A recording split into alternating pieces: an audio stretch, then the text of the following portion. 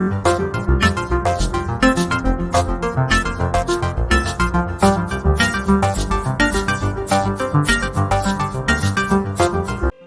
युग हिंदू धर्म के 4 युगों में से तीसरा युग है। ये युग सत्य युग और त्रेता युग के बाद आता है और कलयुग से पहले। हिंदू पौराणिक कथाओं के अनुसार द्वापर युग की अवधि 8,64,000 वर्ष मानी जाती है। इस युग को भगवान श्री कृष्ण के जीवन और उनकी लीलाओं के लिए जाना जाता है। द्वापर युग में धर्म और अधर्म के बीच संघर्ष, महाभारत का महायुद्ध और भगवद गीता का उपदेश जैसी महत्वपूर्ण घटनाएं हुई। द्वापर युग की विशेषताएं। द्वापर युग में धर्म के 2 पाए स्तंभ कम हो जाते हैं, यानी सत्य और न्याय की शक्ति कमजोर पड़ने लगती है। इस युग में मनुष्यों की आयु, बुद्धि और शारीरिक क्षमता में कमी आती है।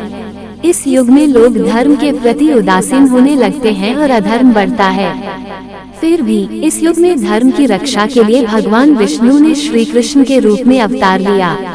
भगवान श्री कृष्ण का अवतार। द्वापर युग में भगवान विष्णु ने श्री कृष्ण के रूप में अवतार लिया।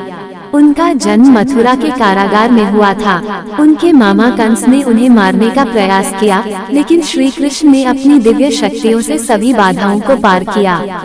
उनका बचपन गोकुल और वृंदावन में बीता, जहां उन्होंने अपनी बाल लीलाओं से सभी को मोहित किया।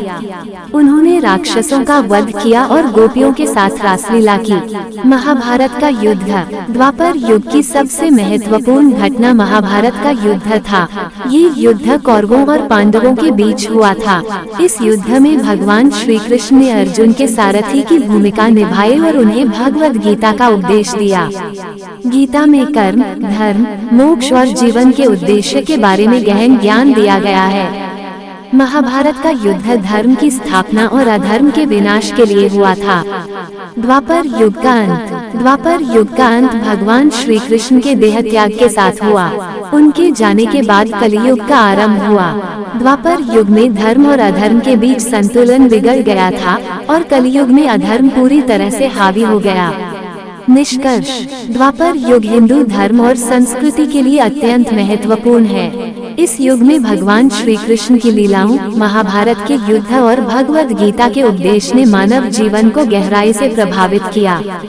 ये युग धर्म की रक्षा और अधर्म के विनाश का प्रतीक है।